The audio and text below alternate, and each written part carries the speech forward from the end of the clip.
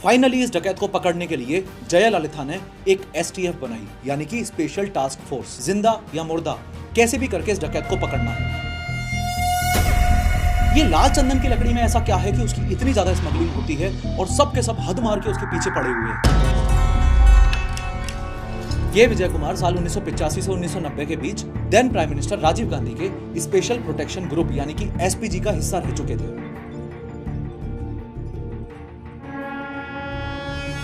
धोखाधड़ी से इस डकैत ने पी श्रीनिवास का सर धड़ से अलग करके उनकी हत्या कर दी और उसके बाद भी इसका दिल नहीं भरा। फिर इसने अपने गैंग मेंबर्स के साथ मिलकर ये किया कि इस डकैत की गैंग के एक मेन गुर्गे को साम दाम दंड भेद का इस्तेमाल करके अपनी तरफ कर लिया और उसे अपना इन्फॉर्मेंट बना लिया। दूसरा जो बड़ा एडवांटेज इस बंदे के पास था वो था जनता का साथ। लेकिन हर बार की तरह शुरू से शुरू करते हैं। बात आज से 72 साल पहले की है। 18 जनवरी 1952 में कर्नाटका में गोपीनाथम नाम के एक छोटे से गांव में एक बच्चे का जन्म होता है। मैप में ध्यान से देखो, ये कर्नाटका है, ये तमिलनाडु है और इन दोनों के बॉर्डर पर ही है ये गोपीनाथम विलेज। इस बच्चे का जन्म एक गरीब घर में हुआ था, एक ऐसा परिवार जो खेती और पशुपालन से अपना गुजारा करता था। इस बच्चे का पूरा बचपन गोपीनाथम गाँव के आसपास मौजूद घने जंगलों में बीत रहा था। जैसे जैसे ये बच्चा बड़ा होता गया वैसे वैसे इसको जंगलों की गहरी समझ होती गई और हथियार यूज करना, बंदूकें चलाना, हंटिंग करना यानी कि जानवरों का शिकार करना इसका शौक सा बनता गया। बड़े होने के बाद इस बच्चे ने रेड सैंडलवुड यानी कि लाल चंदन की लकड़ियों की स्मगलिंग करनी शुरू कर दी। सिर्फ इतना ही नहीं, यह बंदा गैर कानूनी शिकार भी किया करता था और उससे भी पैसा कमाया करता था। इसने सिर्फ कुछ समय के अंदर ही 2000 से ज्यादा हाथियों को मारकर उनके दांतों को ब्लैक मार्केट में बेचकर करोड़ों रुपए कमा लिए। सिर्फ पोचिंग से ही नहीं, इसने जापान और चाइना जैसे इंटरनेशनल मार्केट्स में लाल चंदन की लकड़ी की स्मगलिंग करके करोड़ों रुपए वहां से भी बना लिए। इन शॉर्ट, जिस बंदे ने इलीगल धंधों की शुरुआत अपने गाँव के आसपास के इलाकों के जंगलों से की थी, उसका इन्फ्लुएंस साल 1900 आते आते कई गुना तक बढ़ चुका था। कहा जाता है कि यह बंदा उन जंगलों में सरवाइव करने के लिए इतना फिट और परफेक्ट था कि सिर्फ आवाज सुनकर ही बता देता था कि कौन सा जानवर आ रहा है और कितनी दूरी पर है। इन शॉर्ट, ये जंगलों की रग रग से वाकिफ था। अब ऑब्वियस ही बात है कि कर्नाटका, तमिलनाडु और केरला के जंगलों में इतना कुछ चल रहा था तो पुलिस तो शांति से बैठी होगी नहीं। पुलिस भी अपने हाथ पैर फेंक रही थी। पर मुद्दे की बात यह है कि पुलिस इस बंदे का बाल भी बांका नहीं कर पा रही थी। पूरे 30 सालों तक इसको बुरी तरह से ढूंढने के बाद भी पुलिस इस बंदे को नहीं पकड़ पाई। सबसे पहला एडवांटेज इस बंदे को यह था, चूंकि ये तीनों स्टेट के बॉर्डर्स के जंगलों में से ही ऑपरेट कर रहा था, तो एक स्टेट से दूसरे स्टेट में भाग जाता था और पुलिस अपने जुरिस्डिक्शन की वजह से या फिर एरिया रिस्ट्रिक्शन की वजह से बंध जाती थी। दूसरा जो बड़ा एडवांटेज इस बंदे के पास था वो था जनता का साथ। इन जंगलों के जिन गांवों में से ये ऑपरेट करता था, उन गांवों की पब्लिक इसको रॉबिन हुड मानती थी। बेरोजगार लोगों को इसने रोजगार दिया था। जो लोग भुखमरी से मर रहे थे उनको ये बंदा अपनी गैंग में शामिल करके लाल चंदन की लकड़ी का वुड कटिंग का काम देता और बदले में पैसे देता। इस बंदे के लिए इन गाँव के लोग इन्फॉर्मेंट्स का काम करते थे। जब पुलिस वाले इस बंदे को पकड़ने का कोई भी प्लान बनाते तो गांव वाले पहले ही इस बंदे को इन्फॉर्म कर देते थे, जिसकी वजह से पुलिस के सारे प्लान्स फेल हो रहे थे। जैसे जैसे फॉरेस्ट ऑफिसर्स और पुलिस वालों ने इस बंदे को ज्यादा से ज्यादा टारगेट करना शुरू किया, वैसे वैसे ये बंदा एक नॉर्मल स्मगलर से खतरनाक डकैत बनने की राह पर चल पड़ा। एज अ रिजल्ट, आने वाले इन 5 सालों में 1984, 1991, 1993, 2000 और 2002 में इस बंदे ने अपनी दहशत जमाने के लिए ऐसे ऐसे क्राइम्स कर दिए कि एक बार के लिए तो पुलिस को विश्वास ही नहीं हुआ, वो अलग, और ऊपर से पुलिस ने इसके सिर पर जिंदा या मुर्दा पकड़वाने पर 4 करोड़ का इनाम रख दिया, वो अलग। 1984 में इसने एक डिनर ऑर्गेनाइज किया। असल में ये हाल फिलहाल ही 32 साल का हुआ था। ये उस माइंडसेट का आदमी था कि मुझे किसी के अंडर काम करना ही नहीं है। अपने आप को सभी लोकल गुंडों से ऊपर उठाने के लिए इसने एक हथकंडा अपनाया। एक दिन जंगल में इसने डिनर ऑर्गेनाइज किया और उस एरिया के सभी लोकल डकैतों को ये बोलते हुए इन्वाइट किया कि सिर्फ एक दावत पर तुम सबको बुला रहा हूं, कोई भी हथियार नहीं होगा, तुम्हारा भी और मेरा भी। मैक्सिमम लोकल डकैतों ने ये इनविटेशन एक्सेप्ट कर लिया और उस रात सबका बढ़िया खाना पीना हो जाता है। डिनर के बाद ये बंदा सभी डकैतों को एक मीठी सुपारी देता है और ये मीठी सुपारी देना ही इसके खुद के गैंग मेंबर्स के लिए एक ग्रीन सिग्नल था कि अब सब पर हमला कर दो और सबको निपटा दो। इस तरीके से इस बंदे ने वहां के सारे लोकल गुंडे खत्म करके 1984 में अपने आप को एस्टेब्लिश करना शुरू कर दिया। फिर साल 1991 में पी श्रीनिवास नाम के एक पुलिस वाले को इसने खुली चुनौती दी कि मैं तुझे बिना हथियारों के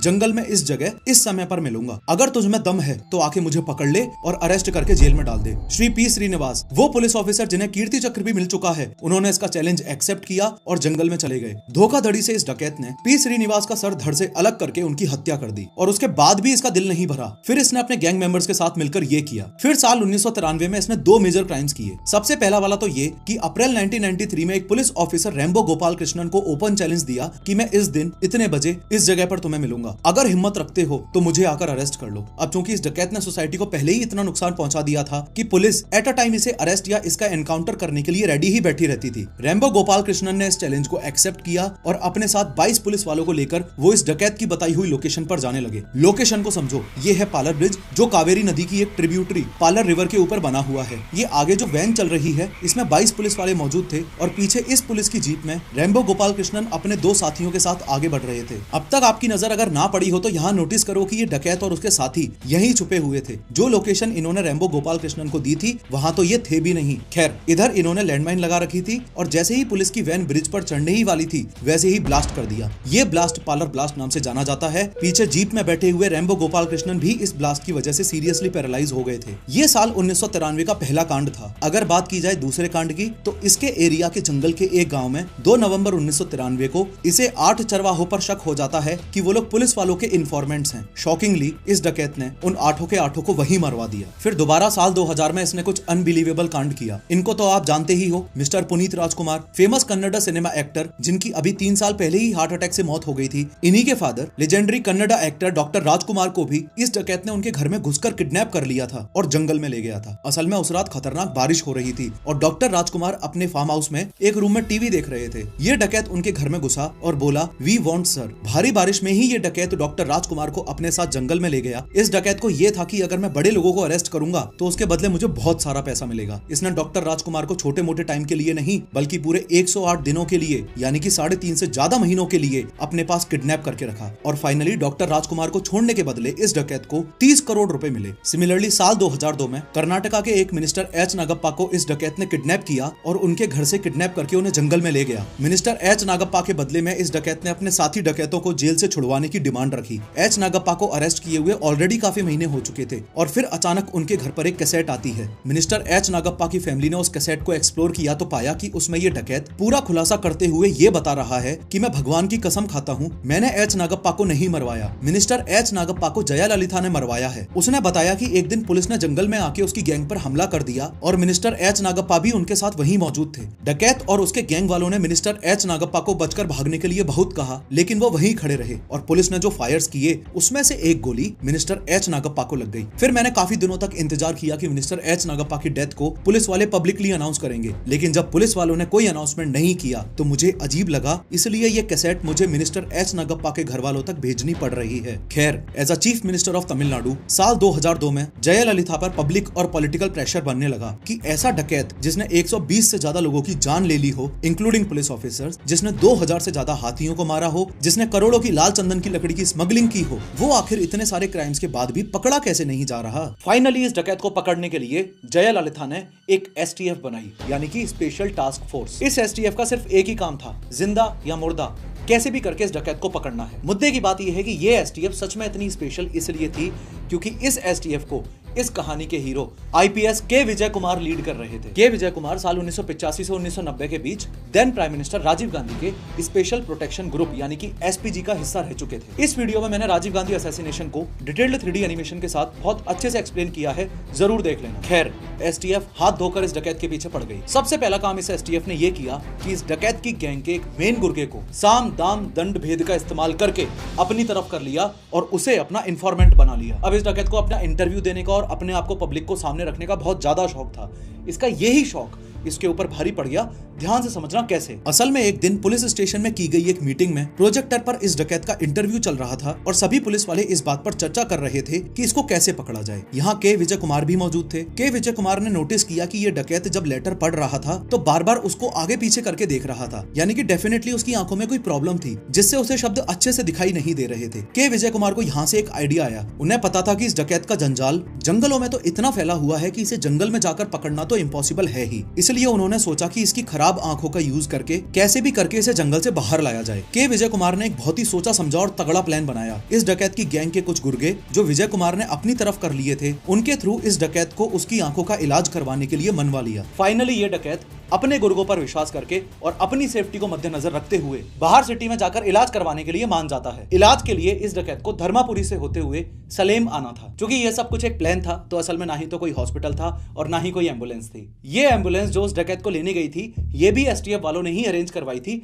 और इनफैक्ट इस एम्बुलेंस पर सलेम की स्पेलिंग भी गलत लिखी थी, गलती से सेलम लिखवा दिया था सलेम की जगह। इस एम्बुलेंस का नाम कुकून था, इसलिए इस डकैत को पकड़ने के पूरे इस प्लान का नाम भी ऑपरेशन कुकून रखा गया था। फाइनली जंगलों में से निकलकर ये एम्बुलेंस सिटी हॉस्पिटल में जाने के लिए तैयार है। और एम्बुलेंस रवाना हो उससे पहले ही आप समझ लो कि इसमें आगे जो ड्राइवर और को ड्राइवर बैठे हुए हैं वो तो एसटीएफ वाले हैं ही, और एम्बुलेंस में पीछे बैठा हुआ था वो डकैत और उसके 2 साथी। खैर, अब उस लोकेशन पर आ जाओ जहां पुलिस ने अपने पूरे प्लान को सक्सेसफुल किया। इस डकैत को खत्म करने का पुलिस के पास ये सबसे आखिरी और बेस्ट मौका था, इसलिए सारी तैयारियां एसटीएफ वालों ने पहले ही कर रखी थी। जिस रोड से होती हुई एम्बुलेंस कुकून आ रही थी, उस रोड के साइड में ही यहाँ पर एक छोटा सा स्कूल था। रोड को पूरी तरह से ब्लॉक करने के लिए एसटीएफ वालों ने गन्नों से भरा हुआ एक ट्रक लाकर यहाँ पर खड़ा कर दिया। इस लोकेशन से 3 किलोमीटर की दूरी पर एसटीएफ वालों ने पहले से ही एक ओमनी वैन पार्क कर रखी थी, ताकि जैसे ही एम्बुलेंस इसके बगल से गुजरे तो ओमनी वैन में मौजूद एसटीएफ वाले आगे मेन लोकेशंस पर खबर कर दें। मेन लोकेशन पर सिर्फ ट्रक ही नहीं बल्कि एसटीएफ वालों का एक व्हीकल और पार्क्ड था, और इन दोनों ही व्हीकल्स में से उतरकर सभी एसटीएफ वाले पहले से ही अपनी पोजीशन ले चुके थे। आपको इस ग्रीन कलर में सभी एसटीएफ वाले अपनी अपनी पोजीशंस पर ऑलरेडी दिख रहे होंगे, कुछ स्कूल की छत पर, कुछ खेत में, कुछ व्हीकल्स के आगे पीछे वगैरह वगैरह। बस फिर क्या था, एसटीएफ वालों ने जो सोचा था वही हुआ। रोड ब्लॉक्ड थी, इसलिए एम्बुलेंस वहां आकर रुक गई। एम्बुलेंस रुकते ही ड्राइवर और को ड्राइवर, जो कि एसटीएफ वाले ही बंदे थे, दोनों उतरकर भाग गए। फिर एसटीएफ वालों ने एम्बुलेंस को पूरी तरह से घिर लिया। एसटीएफ वालों ने अनाउंसमेंट करके उस डकैत को वार्निंग दी और सरेंडर करने के लिए कहा। डकैत नहीं माना तो फिर वही हुआ जो एसटीएफ वाले पहले से ही सोच कर आए थे। सबने मिलकर एम्बुलेंस को ऐसा छलनी कर दिया कि टोटल 338 गोलियां चलाई और एम्बुलेंस के अंदर मौजूद वो डकैत और उसके दोनों साथी मारे गए। ये एक रियल इंसिडेंट था और शुरू में सब कुछ सुनने के बाद ऐसा लगता है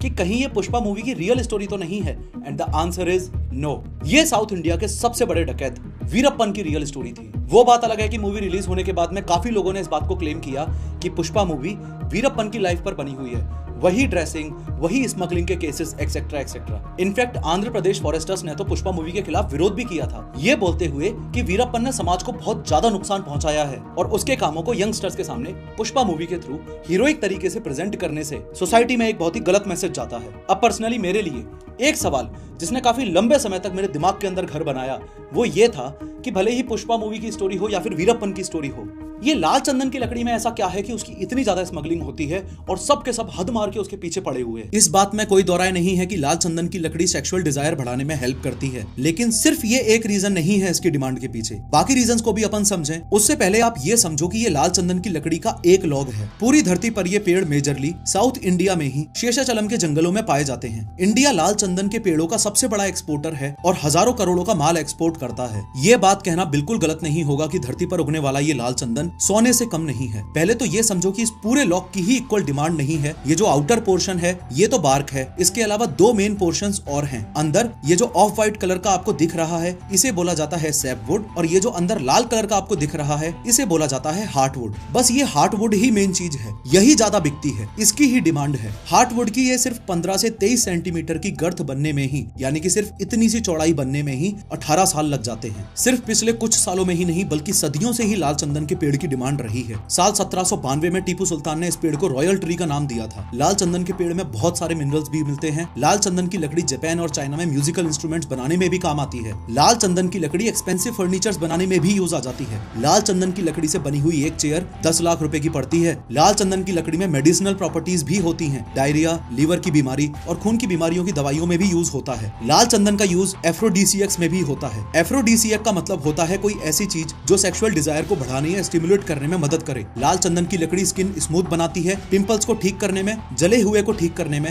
एक्ने या स्कार्स के केस एक्सेट्रा में काफी यूजफुल रहती है। लाल चंदन की लकड़ी को यूरोपियन मेडिसिन में कलरिंग एजेंट के रूप में भी यूज किया जाता है। लाल चंदन की लकड़ी का use ancient Egyptians dead bodies के ऊपर भी करते थे। वो लोग डेड बॉडीज पर लाल चंदन का लेप मल देते थे ताकि बॉडी जल्दी से सड़े ना। लाल चंदन की लकड़ी का one of the main use perfumes में होता है। इसमें एरोमेटिक प्रॉपर्टीज होती हैं जिसकी वजह से परफ्यूम इंडस्ट्री में इसकी काफी डिमांड है। लाल चंदन की लकड़ी कार्विंग्स और डेकोरेटिव आइटम्स में भी काफी ज्यादा यूज होती है और आप देख पा रहे हो कि काफी हाई रेट पर बिकता है इसका माल। लाल चंदन की लकड़ी का यूज माला बनाने में भी होता है। लाल चंदन की लकड़ी से बनी हुई माला आपको यहाँ 985 रुपए में दिख रही होगी और वहीं जो नॉर्मल माला होती है वो 50 से 100 रुपए में ही आ जाती है। लाल चंदन की लकड़ी का यूज धूप बत्ती और अगरबत्ती में तो होता ही है। इसके अलावा हिंदू धर्म में भगवान की मूर्ति पर भी इसका लेप लगाया जाता है।